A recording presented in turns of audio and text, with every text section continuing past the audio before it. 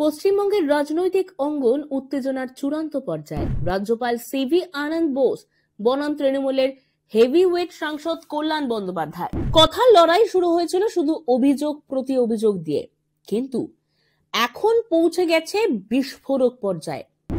এমনকি উঠে এসেছে রাজভবনে বন্দুক বোমা মজুদ থাকার মতো মারাত্মক দাবি। চলুন খোলসা করি ঘটনাটির আসল তলোয়ার কাঁটা পথ। সূচনা ছিল রাজ্যপালের প্রশাসনিক মন্তব্য ঘিরে। আইন শৃঙ্খলা, দুর্নীতি, সরকারি দপ্তরের কাজ সব ক্ষেত্রেই সিভি আনন্দ বোস ধারালো ভাষায় প্রশ্ন তুলেছিলেন। সেই অবস্থানকেই রাজনৈতিক উদ্দেশ্য প্রণোদিত বলে দাবি করেন তৃণমূলের কল্যাণ বন্দ্যোপাধ্যায়। আর সেখান থেকেই শুরু হয় প্রথম দফার পাল্টা আক্রমণ। কল্যাণ বন্দ্যোপাধ্যায় শুধু রাজনৈতিক সমালোচনায় থেমে থাকেননি, তিনি সরাসরি অভিযোগ করেন রাজভবনে বন্দুক বোমা মজুদ করে রাখা আছে। এই বক্তব্য মুহূর্তে আলোড়ন তোলে রাজনীতিতে, মিডিয়ায় এবং সাধারণ মানুষের মধ্যে। তিনি অভিযোগ করেন রাজভবনের ভেতরে কি হচ্ছে, কে ঢুকছে, কে বেরোচ্ছে সেটা নিয়ে স্বচ্ছতা নেই। এই মন্তব্য কার্যত রাজ্যপালের দপ্তরকে নিরাপত্তায় এবং আইনি প্রশ্নের মুখে দাঁড় করিয়ে দেয়।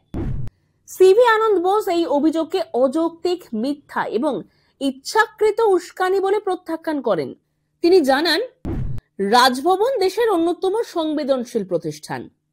এই ধরনের রচনা গণতন্ত্রের জন্য বিপজ্জনক।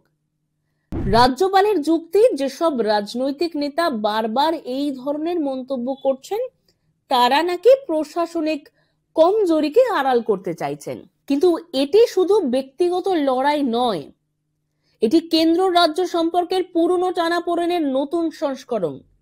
একদিকে তৃণমূল বলছে রাজভবন বিরোধী রাজনীতির কেন্দ্র হয়ে উঠছে, অন্যদিকে রাজভবন দাবি করছে তারা শুধু আইন রক্ষা করছে এবং দুর্নীতি নিয়ে প্রশ্ন তোলা তাদের সাংবিধানিক দায়িত্ব।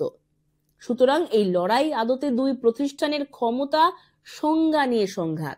কল্যাণ বন্দ্যোপাধ্যায়ের বন্দুক বোমা মন্তব্যে রাজ্যের নিরাপত্তা রাজনীতি নিয়ে প্রশ্ন তুলেছে। রাজভবনের মতো স্থানে নিরাপত্তা প্রশ্নে কি পর্যাপ্ত স্বচ্ছতা আছে?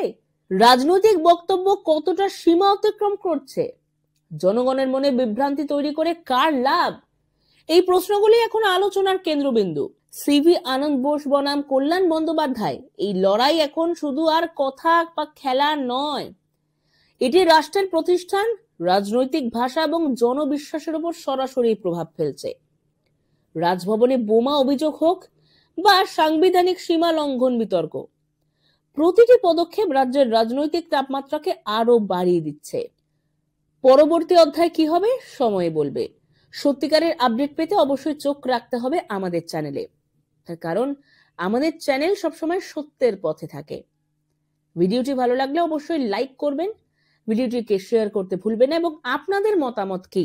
রাজনীতির লড়াই নাকি ব্যক্তিগত সংঘাত? কোনটি উঠে আসছে এই দুই দ্বন্দ্বে? কি মনে করছেন আপনারা? অবশ্যই কমেন্টে লিখে জানাতে ভুলবেন না।